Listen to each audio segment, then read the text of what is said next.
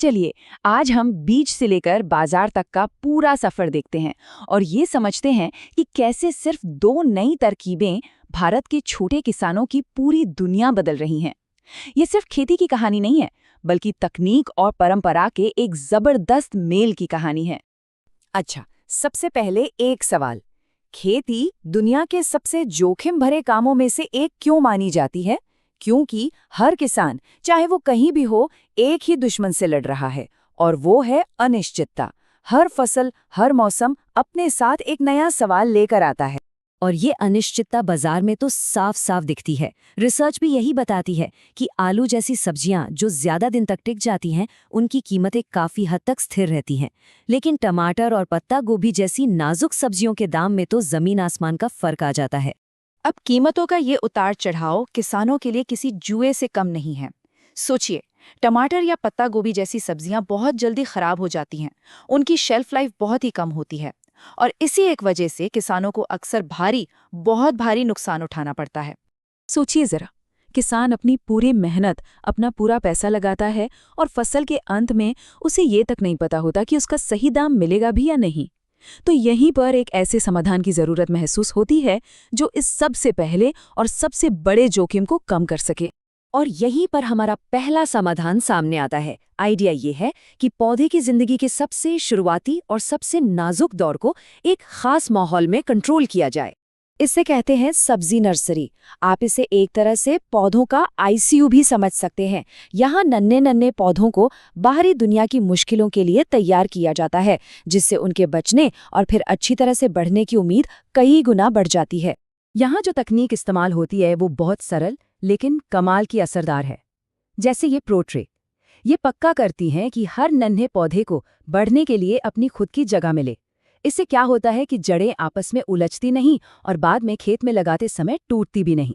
और सुरक्षा का ये घेरा और भी मजबूत होता है। पॉलीटनल और शेड नेट इन नन्हे पौधों के लिए एक कवच की तरह काम करते हैं, जो उन्हें तेज धूप से, भारी बारिश से और कीड़े मकोड़ों से बचाकर रखते हैं। नर्सरी की नींव यानी ये उठी हुई क्यारियां भी बहुत जरूरी हैं। ये पक्का करती हैं कि पौधों को ज्यादा पानी ना मिले, वो निकल जाए और मिट्टी में हवा बनी रहे। मतलब स्वस्थ जड़ों के विकास के लिए एकदम परफेक्ट माहौल।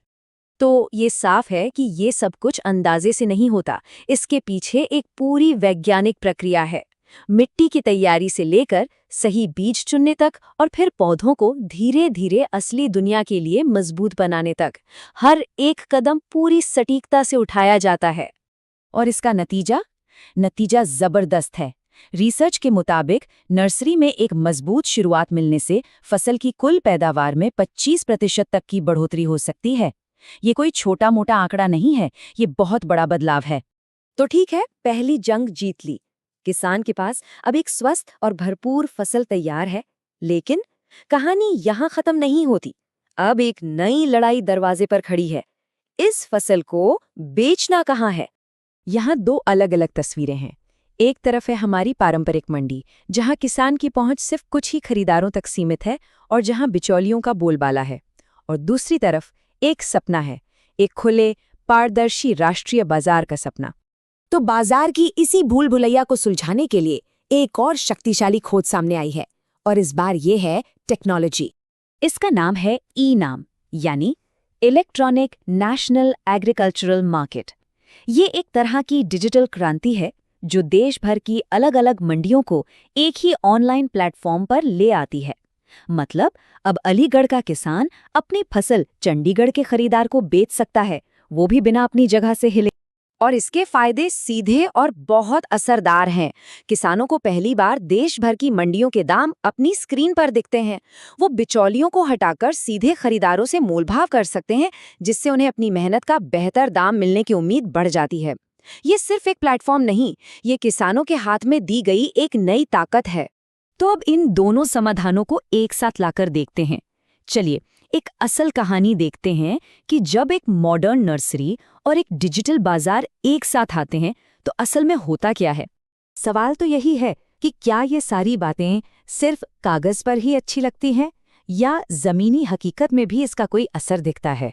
चलिए मिलते हैं अलीगढ़ के किसान यादराम कुशवाहा से। उनकी कहानी भी वैसी ही थी जैसी देश के लाखों किसानों की है।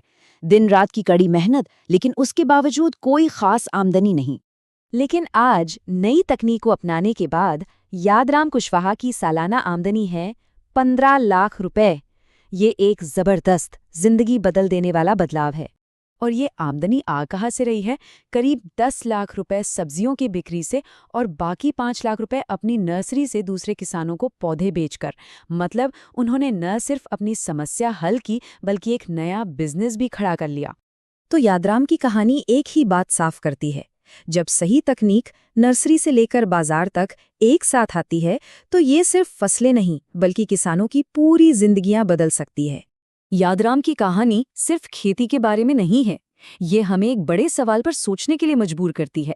अगर विज्ञान और सॉफ्टवेयर का ये कॉम्बिनेशन खेती को इस तरह बदल सकता है, तो जरा सोचिए ये हमारे दूसरे पारंपरिक उद्योगों में कैसी क्रांति ला सकता है। इस पर सोचिएगा जरूर।